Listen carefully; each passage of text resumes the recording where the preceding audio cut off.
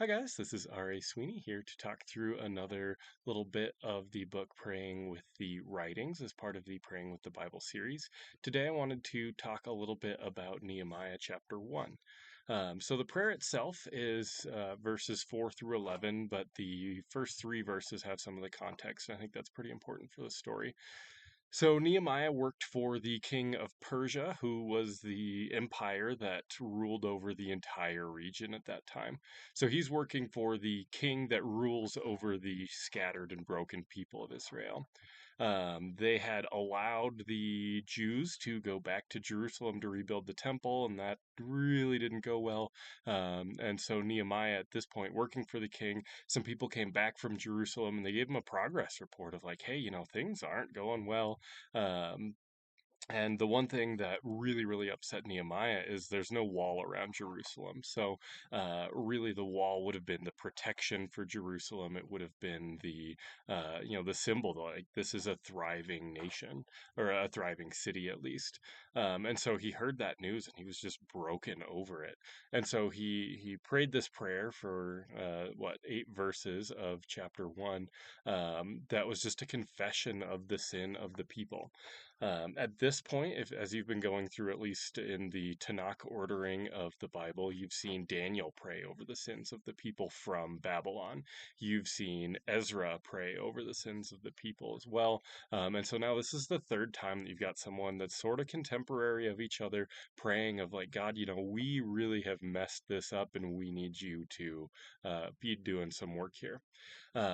What I thought was really interesting is Ezra really was just like, hey, God, we suck.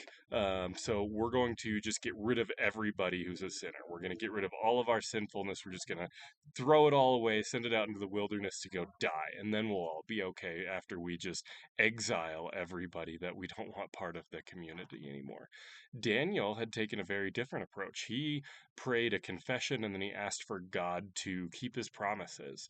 So hey God, I know these promises that you've made, and I'm just asking, like, I need you to fix our problem.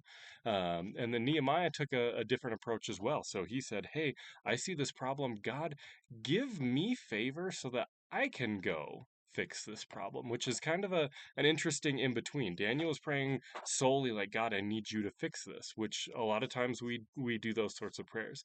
Ezra basically was like, I'm going to fix this on my own. He never even asked for God's opinion or advice or help or anything. He's just like, hey, God, we suck. I'm taking care of it, which I think was completely the wrong answer. But Nehemiah was saying, like, hey, I want to fix this.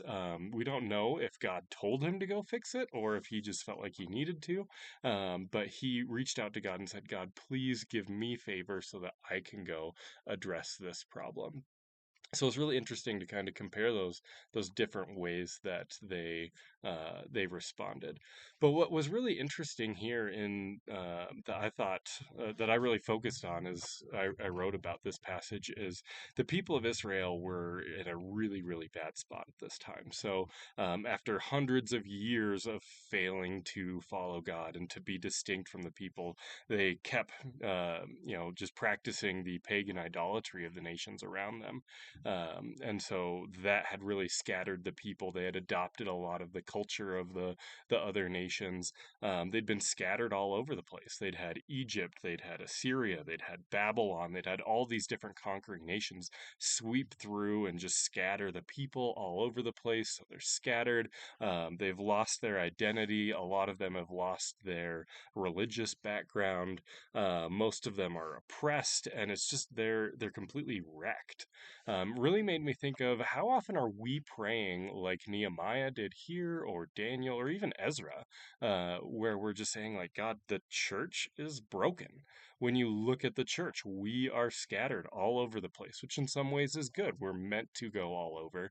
But in a lot of ways, we aren't united like we're supposed to be as a church. We're very divided, even when we're geographically together. We've got different denominations who don't play nice with each other, and even within churches, we've got people who just refuse to get along. And so we've got a scattered people. We've got oppression of Christians throughout the world. I really, really think it's it's almost offensive to say that we're oppressed here in the United States because we're not compared to what the rest of the world deals with.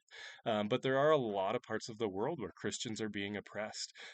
We have very diverse understandings of who God is and what He calls us to, and a lot of people are really lost in that. And so there's just so much that mirrors what was going on with Nehemiah's time here of just the nation of Israel was all over the place and in a bad spot, and I feel like the church is too. And so that was really my focus here, is just to call that that's where we are with the church. We have Nehemiah here fasted and prayed for days. We had Daniel doing the same sort of thing. We had people taking really drastic steps to be praying about this, to be broken over this, to be working to fix this.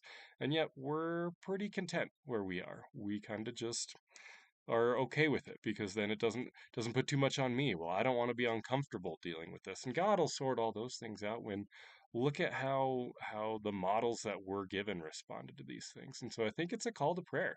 I think we need to be praying about these same things that he was praying about. Our churches, it's a bunch of sinners, and our sin has left us in a really bad spot, and we need God to fix things, and we need to be asking for God to work in us to fix things as well. So that's what the focus of my writing on Nehemiah chapter 1 in the book Praying with the Writings was all about. Hope it was a blessing. Stay tuned, and we'll go through another one next week. Thanks, guys.